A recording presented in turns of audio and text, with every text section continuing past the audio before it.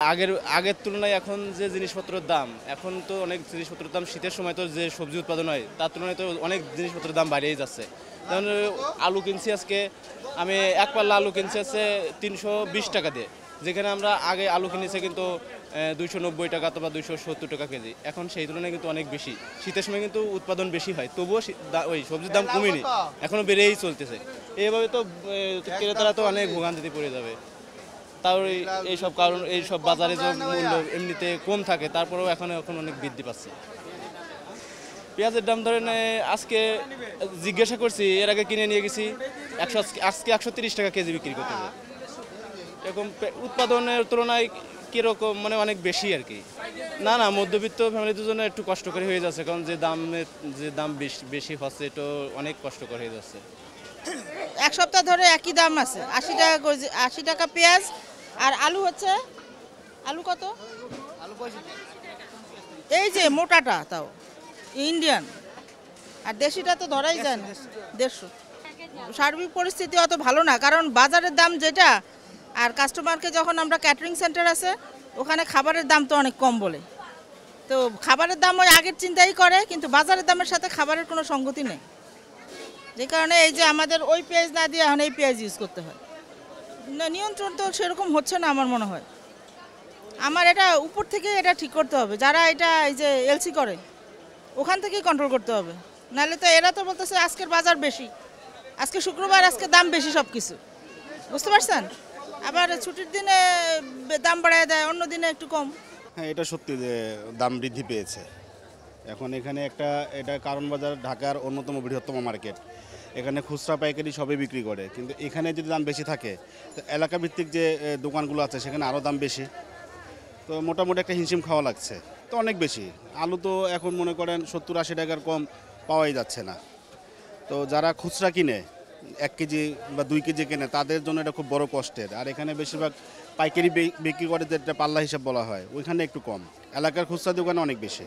সবজির দাম একটু কমে আসতেছে, যেমন 15-20 দিন আগে যে দাম ছিল ওইখান থেকে অনেকগুলো একটু কমে আসতেছে। যেমন পটল 40 টাকা, কিছুদিন আগে এটা 80 টাকা ছিল, সিম ছিল 150 টাকা, এখন এটা 80 টাকা।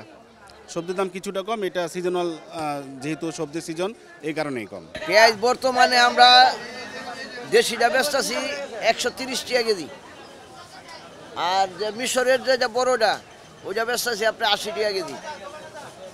আর আলু হইলো 65-70, না এটা কুসা রেট। আর পাইকারি রেটের বাজার হলো আপনার আলু 60-62, যেটা লাল আলুটা এটা হলো 62 টাকা। আর সাদা বিক্রমপুরে আলুটা হলো 60 টাকা 59 টাকা বাজার। আর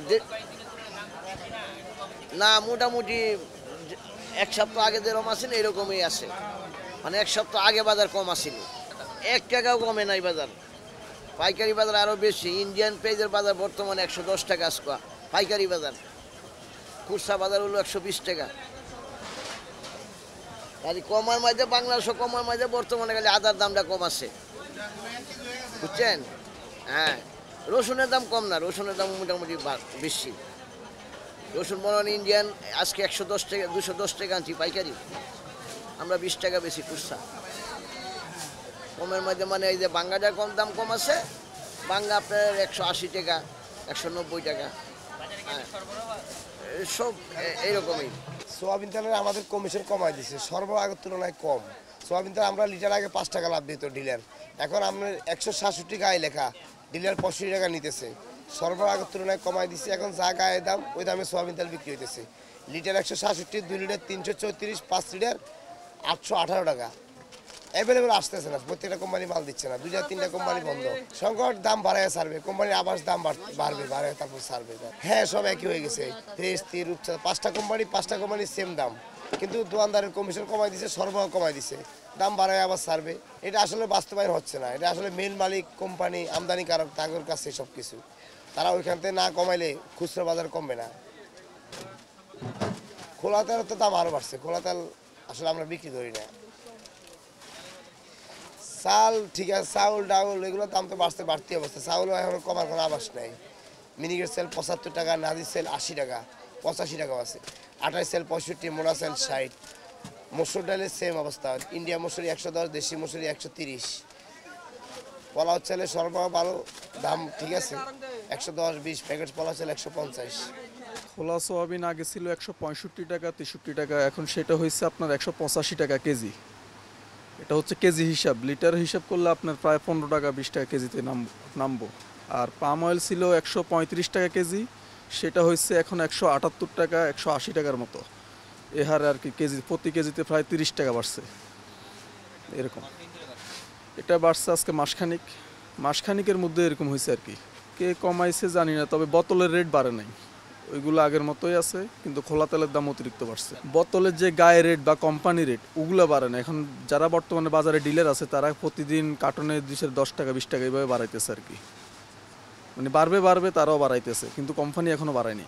ওইটাই ঠিক আছে, চলে আগের মতোই চলে। এগুলো বোতলও চলে। এখন অনেকে খোলা সোয়াবিন পাম না নিয়ে বোতলই নিতেছে, যেহেতু ওইটার দামই এখন কম পড়তেছে।